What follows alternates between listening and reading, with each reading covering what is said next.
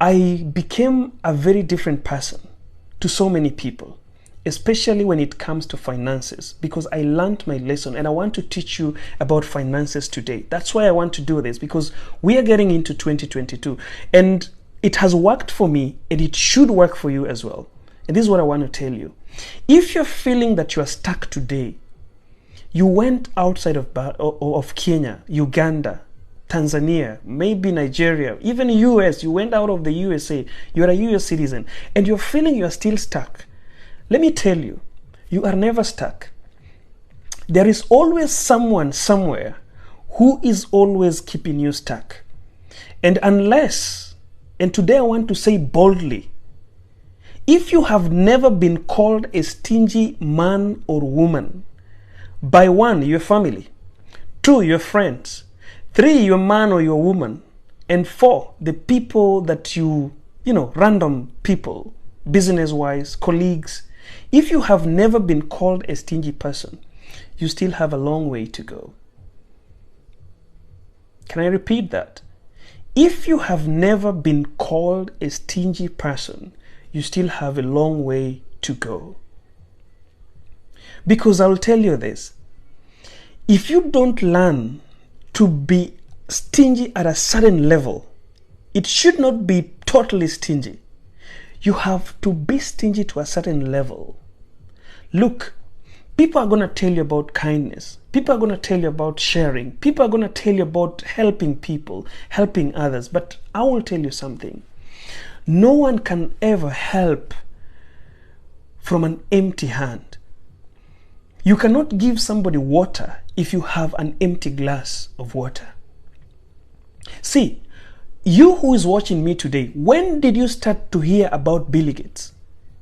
Did you hear about Bill Gates when he was only $1,000 worth? Did you hear Bill Gates when he was only $1 million worth? You never heard about him. Who heard about Jack Ma when he started Alibaba? I want to ask you that question. This is the question people don't put in our minds. Tell me, who knew that billionaire that people are talking about today when they were still in the state you are today? Who knew about them? You see, we can always be kind. We can always give. We can always be generous, but be generous with what you have full in your cup.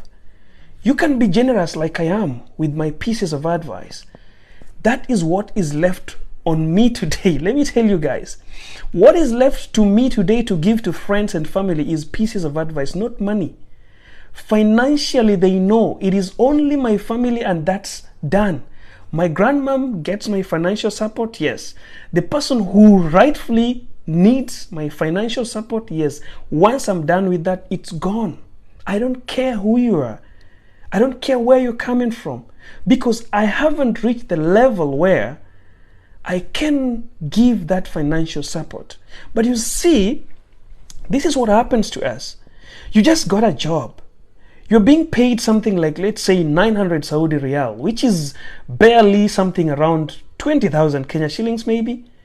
Well, let me say you're being paid 50,000 Kenya shillings. Then because of somebody just heard you have a job. Are you listening to me? Somebody just heard you have a job. You know, African society, we have to think twice, thrice, or even 10 times. Having a job does not mean you become the chief financier of your community. Having a job, God is trying to tell you that He is giving you an opportunity to get yourself to a certain level. He's giving you an opportunity to prepare the way for your kids. You see, the problem why we suffer today as African mostly, it is the same mistake our parents made, not even our parents, the mistakes our ancestors made, our grandparents made the same mistakes, our mothers made the same mistake, we are today making the same mistake, and in the future, our kids are going also to make the same mistakes. People, if you don't learn to be stingy and develop yourself to a capacity where you have it flowing, When it is flowing, you can give. You can never give when you have an empty cup. Some people are just comfortable. You know, after all, in next end month, I'll be getting my 900 Saudi riyals. You're getting 900 Saudi riyals. Out of 900 Saudi riyals, you're saving nothing, waiting for the next month to come again to get the Saudi riyal. Think, my people, I want you to think about yourself. When did you leave Kenya for the place where you are right now? When did you leave Uganda for the place where you are right now? When did you leave the village for the city where you are right now? When did you leave your home to start the business where you are right now? Some people are just having some small businesses, hustling, having the what in my community is called the abedo, the kibanda. You're having a small kibanda.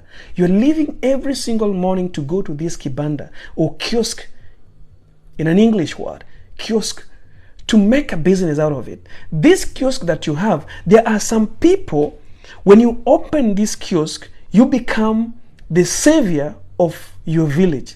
Every villager comes there to borrow money. Every villager comes there to borrow the banana you are selling. Every villager comes there to borrow cooking oil. They will come to borrow this, borrow that, borrow. At the end of the month, your business is gone. They are the same people who are going to ask you what happened to your business, forgetting that they have your debts. They did not even pay the credit they borrowed from you. But still they will be asking you, you did not have plan. How did you just start business without plan? I'm telling you because these are the questions that I was asked. When my business flopped, the question I was being asked is, why did you start this business without a plan?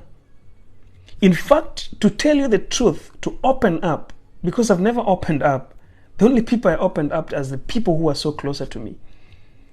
The same person who destroyed the business, the same person, not people from outside. The question that the person asked me personally was over the telephone. Was, before you left this business in my hands, did you ask me if I could manage? Yeah. You never asked me if I could manage this business. And that's why it flopped, because I didn't know how to manage it. And I was like, did I hear that from an evil spirit or a voice from darkness or what? You know, at that time, I was at a boiling point. There's something that I felt in my body that has, you know, I've never recovered from it to date. And that's why sometimes I come out here to speak to people, to tell people the things people don't want to hear, to tell you that you know what relationships work, but you know you need to have something in your mind that sometimes it flops. To tell you that somebody can love you so much, but at some point they can change. I tell people that you know you can trust people so much, but give 20% distrust. Do not trust people 100%, because there comes a time when people change. Animals don't change. People change. A dog, you can beat it. You can even deny a dog food, but a dog will still come back shaking its tail. But you can give human being food for 30 years, and the one day you will fail to give them, they will go outside telling people how you denied them food. So I was asked these questions. The last thing that I was told was like, you're too much questioning. In fact, I thought if it was good, you'd have just taken this business with you where you went. Why did you leave it here? You know, by that time, it was really hitting me hard. It was so strong on myself. I felt like, do I just, you know, kill myself and forget about this life? Do I just, you know, there were so many things in my mind. And at that time, there is no one to share with. There wasn't somebody to lift you up. When you try to tell this person, people tell you like, you know, these are human beings, you just need to forget. You can never forget. You see, no one, that time you need somebody to revive you. You don't need somebody to tell you have to forget. Sometimes when you tell someone this problem, they tell you that, but by the way, we warned you. We were warning you, but you never heard, you know. These things don't heal you. They add you pain. They make you more hurt. So I'm telling you guys, 2022 is coming. And for you to get out of that financial pain that you are in, you've got to be a stingy person. You have got, for example, if you are a parent right now, let me speak to parents. If you are a parent right now, the person you're supposed to be thinking about is that kid. That child that is called yours. It doesn't matter where she is or he is. If you don't have an account for your kid right now, let me just talk to you, ladies and gentlemen who are here. If you have never opened an account for your child, it is the worst thing to do tomorrow very early in the morning.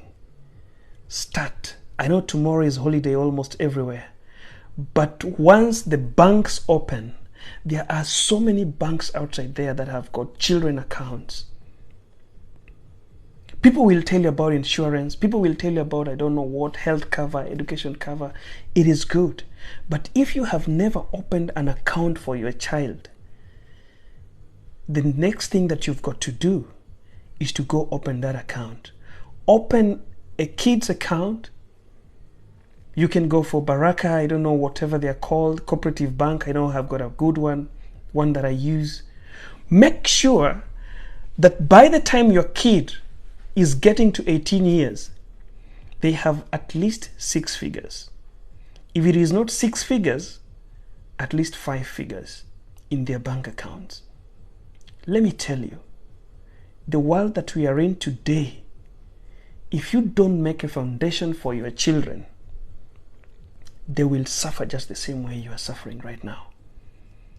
We are living in a world where what do you have is much more important than what you can give. We are living in a world where when you go somewhere, people don't even look at your papers.